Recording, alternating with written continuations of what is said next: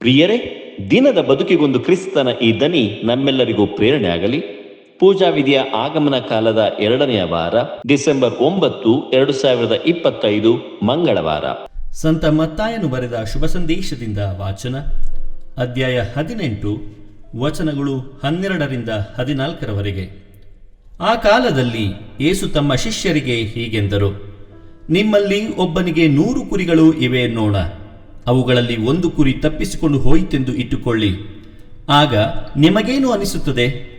ಅವನು ಉಳಿದ 99 ಕುರಿಗಳನ್ನು ಗುಡ್ಡದಲ್ಲೇ ಬಿಟ್ಟು ತಪ್ಪಿಸಿಕೊಂಡು ಹೋದ ಆ 1 ಕುರಿಮರಿಯನ್ನು ಹುಡುಕಿಕೊಂಡು ಹೋಗುವುದಿಲ್ಲವೇ?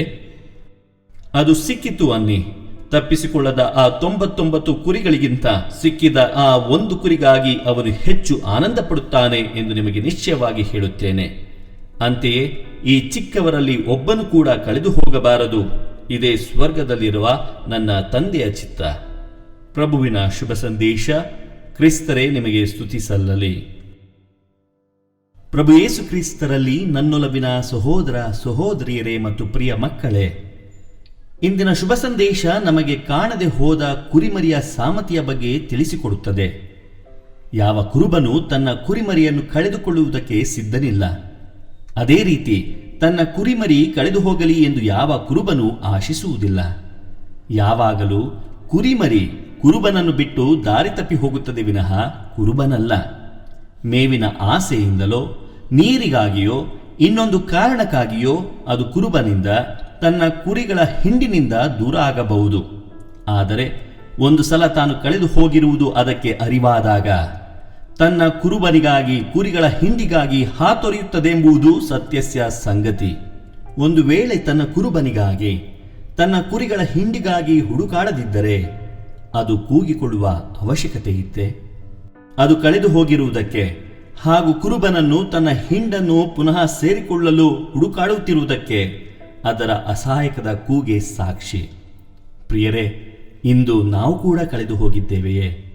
ನಮ್ಮ ಕೆಲಸಗಳಲ್ಲಿ, ಪಾಪದ ಜೀವನದಲ್ಲಿ, ಲೌಕಿಕತೆಯಲ್ಲಿ, ದುಷ್ಟ ಅಭ್ಯಾಸಗಳಲ್ಲಿ, ಹವ್ಯಾಸಗಳಲ್ಲಿ, ನಾಸ್ತಿಕತೆಯಲ್ಲಿ, ಸೋಮಾರಿತನದಲ್ಲಿ, ದ್ವೇಷದಲ್ಲಿ, ದುರಾಲೋಚನೆಗಳಲ್ಲಿ, ನನ್ನ ಅಹಂನಲ್ಲಿ ನಾನು ಕಳೆದು ಹೋಗಿದ್ದೇನೆಯೇ? ಕಳೆದು ಹೋಗಿರುವ ನಾವು ಆ ಕಳೆದು ಹೋದ ಕುರಿಮರಿಯಂತೆ ದೇವರಿಗಾಗಿ ಹಾತೊರೆಯುತ್ತಿದ್ದೇವೆಯೇ?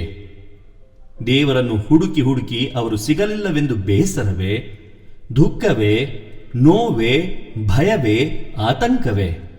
ಪ್ರಿಯರೇ, ಒಂದಂತೂ ಸತ್ಯ. ಕಳೆದು ಹೋದ ನಮಗೆ ಹುಡುಕಿದರೂ ದೇವರು ಸಿಗದಿರಬಹುದು.